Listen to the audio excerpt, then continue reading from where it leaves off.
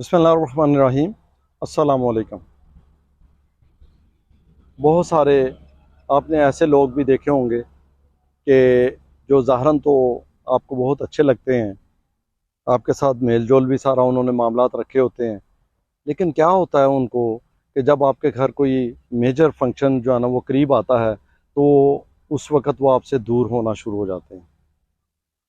और फिर बिल आखिर ऐसा होता है कि आपका फंक्शन जो है जिसमें आपके बेटे की या बेटी की शादी है, तो वो ऐसा इशू जो है वो उन्होंने दबा के कोई रखा होता है जिसका आपको इल्म भी नहीं होता। क्योंकि अगर इशू हो तो वो आपकी तो पहले ही दूरी हो। जब आपकी पहले दूरी हो तो आप उसे बुलाएंगे नहीं शादी पे, आप ऑर्डर ही नहीं करेंगे कि यार उसको साथ लेके चलना है।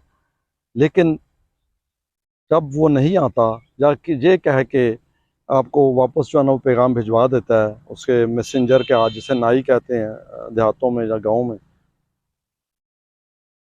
कि ये बंदे ने मेरे साथ फलां वक़्त ये काम किया था तो लिहाजा मैं इसकी शादी पे नहीं आ सकता। जब पैगाम जाता है तो उसकी शिद्दत जो है ना वो बढ़ती है। शिद्दत बढ़ती है तो ज़्यादातर बहन भाई जो है ना वो ही इस लाइन में होते हैं, वो जो ज़ोर डाल रहे होते हैं कि नहीं उसको शादी पे ज़रूर बुलाना है, उसे मंगनी पे ज़रूर बुलाना है, या उसे निकाह पे ज़रूर बुलाना है, या उसे वलीमे पे ज़रूर बुलाना है, या जो भी आपकी एक्टिविटी सेरेमनी है, बर्थडे है या वेडिंग है, तो उसमें उसे ज़रूर जो है ना वो शरीक करना है। ज़्यादातर तो ये शादी ब्याह में ये जो है ना मसाइल आते हैं, तो वहाँ पे वो बंदा अपनी कह लें कि फिर शराइत रखता है। कुछ शराइत होती हैं वो कि एक कहते हैं नॉर्मल सी होती हैं, जिसमें एक उसका शिकवा होता है जो कि उसका बनता नहीं है। वो तो शिकवा जब प्यार मोहब्बत से किसी वक्त भी उसके जहन में डाल दे तो वो शायद मेरे ख्याल से हर शख्स कहेगा कि यार हाँ यार आप ठीक कह रहे हैं, मैं माजरत चाहता हूँ, जो मुझे मेरे जहन में ये चीज़ें नहीं रही, वो उसी वक्त कबूल कर लेता तो वो बात ख़त्म हो जाती है। वो इतना ढंढोरा पीटा ही नहीं जाता कि लोगों को भी पता चले सबको कि ये आज इसकी तेल मेहंदी या एक दिहाड़ा प्रोग्राम कहा जाता है कि उस पे उसको बुलाना था। शादी का तो आगे प्रोग्राम होता है ना, वो पहले ही ये सिग्नल जो है ना वो दे दिया जाता है कि ये इसने मेरे से ये किया। वो सब के अंदर जो है ना वो कह लें कि कोई ना कोई चीज़ जो है ना वो एक दूरी का सबब बन जाती है। अब इसमें दो चीज़ें हैं, हैंडलिंग, सिचुएशन हैंडलिंग। एक तो ये है कि जिस बंदे ने जनरेट किया है वो उसका एक अलग इशू है, जिसके साथ जनरेट हुआ है, जिससे बंदा दूर हो रहा है, वो फंक्शन में नहीं आ रहा, वो दूसरी सिचुएशन। मैं पहली सिचुएशन डिस्कस करना चाहूँगा कि जो बंदे ने जनरेट किया है, अब वो बंदा मैं भी हो सकता हूँ, कोई और भी हो सकता है। पहले उस पर जो है ना वो डिस्कस कर लें कि यार ये नौबत आई क्यों। हम इस कैटेगरी को ज़रा खोलें ना। इस कैटेगरी में हम भी हो सकते हैं, हमारे बहन भाई भी हो सकते हैं, दूसरे भी हो सकते हैं।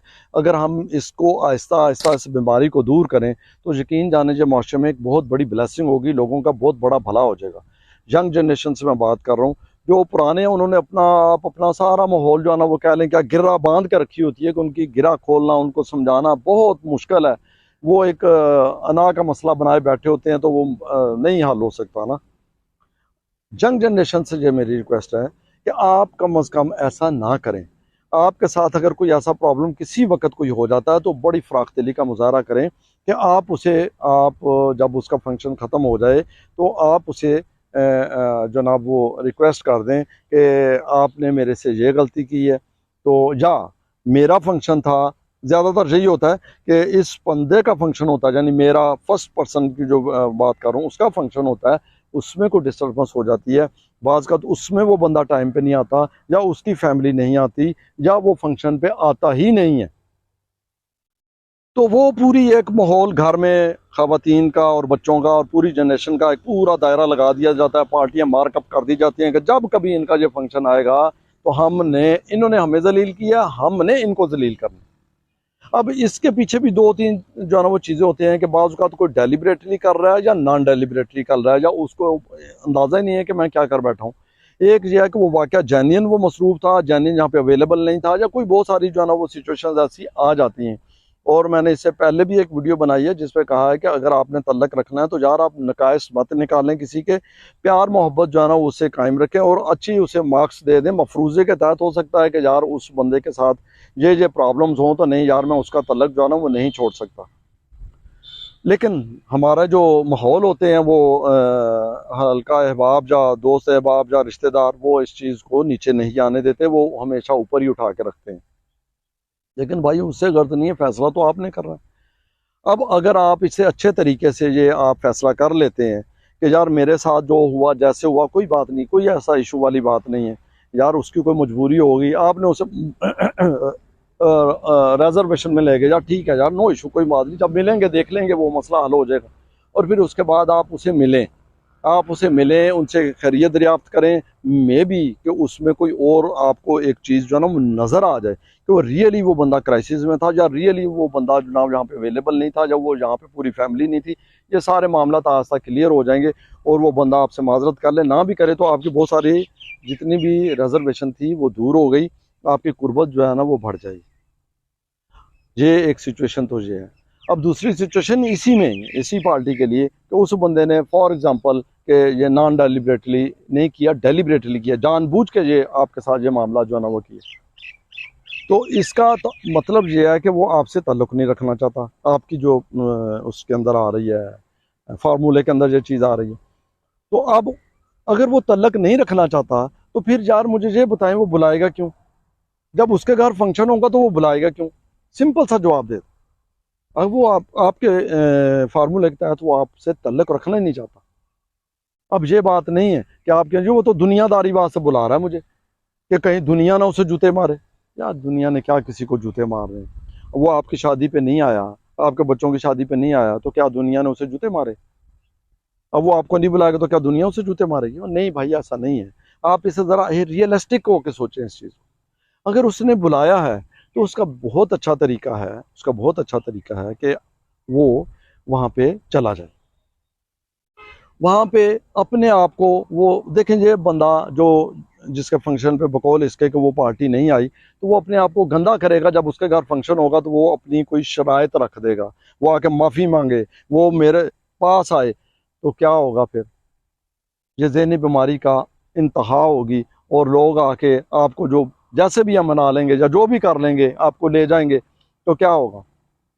तो भाई मेरे आपकी स्कोरिंग गिर जाएगी, आपका इमेज गिर जाएगा। उसकी नज़र में तो छोड़ो, जो आपके अजीज़ो कार हैं, मोहल्लेदार हैं, सारा कुछ आज ये बंदा जनाब ये क्या कर रहा है। और फिर एक बात इंटरेस्टिंग बताऊं, ये जो सिचुएशन है ना ये एक दफ़ा नहीं आती ज़िंदगी में, जिसकी ये आदत होती है वो करता ही जाता है, उसे वो भूल जाता है कि मैंने कितनी बार किया, बल्कि वो मशहूर हो जाता है कि भाई शादी फलां की आ रही है, देख ला यार बंदा नाराज़ कौन कौन होता है। वो पहले कहेंगे जी सबसे पहले तो उसका ध्यान रखो, वो बंदा रुसदा बड़ा जी, यानी वो बंदा नाराज़ बहुत होता है, आप पे लेबल लग गया। तो यार आप अपनी जनरेशन को क्या दे रहे हैं, क्या जनरेशन को सिखा रहे हैं, क्या डेवलपमेंट कर रहे हैं? खुद भी ज़हनी मरीज हैं और उनको भी ज़हनी मरीज कर रहे हैं। एक तो सिचुएशन ये आ गई कि बराए मेहरबानी इस चीज़ से आप निकलें, रुसना नहीं, आपने नाराज़ नहीं होना। अगर हैं भी हैं तो फिर भी जिंदा दिली से आप जाके अब वहाँ पे अटेंड करें, सारे मामला जो है ना वो करें, कोई ऐसी इशू वाली बात नहीं है। लेकिन अगर आप पहले आप उसे फंक्शन से आने से पहले पता तो होता है सबको, बजाय इसका उसका फंक्शन आ रहा को जी आएगा तो मैंने दसांगा स्वाद आएगा तो उसको मज़ा बताऊंगा, यार उससे पहले उससे रब्ता करके कोई अच्छे तरीके से आप लाइन क्लियर कर लें तो you will be great. Okay, अब मैं दूसरी सिचुएशन की तरफ आता हूँ।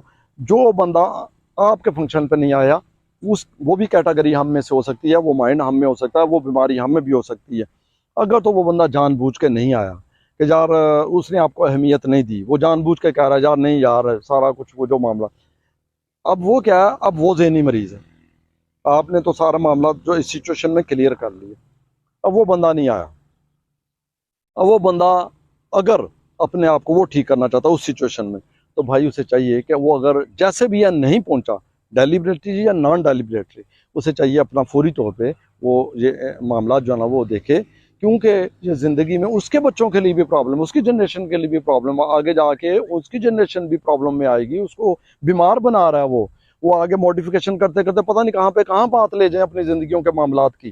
तो उसे चाहिए कि अगर उससे गलती होगी तो वो फौरी तौर पर इस पार्टी से आके राब्ता बाद में करे, अकेले में मिल ले, घर आ जाए, उससे माजरत कर ले कि यार मुझसे ये सारा कुछ ये सारा गलती हो गई है। अब उसे सोचना चाहिए कि मेरे बच्चों का वक्त आ गया है, तो यार ये प्रॉब्लम कहीं हो सकता है जब माहौल ज़्यादा ख़राब होगा और बात गांव में है तो गांव में फैलेगी, शहर में है तो शहर में फैलेगी। तो इसलिए इस बात को जो ना वो समअप करना चाहिए, माजरत कर ले, माजरत करके कि भाईजान आप हैं, बाजी आप हैं, आपने हमारे फंक्शन पे आना है तो होना है। जब वो खुद ये सारे मामलात कर लेगा तो मेरे ख्याल में कोई इरिटेशन जो है ना वो डेवलप नहीं होगी, इज्जत रह जाएगी, उनकी भी इज्जत रह जाएगी, इनकी भी इज्जत रह जाएगी। और मेन जिस पे मैं फोकस आपसे करूं वो जनरेशन जो है ना उसके लिए आप एहसान करेंगे, दोनों जनरेशन के लिए, इस घर के लिए भी और उस घर के लिए भी। तो मेहरबानी करके इसको आप ज़रूर एवेल्यूएट कीजिएगा। आज तक इतना ही, इजाज़त दीजिए, अपनी दुआओं में याद रखिएगा। अल्लाह हाफिज़।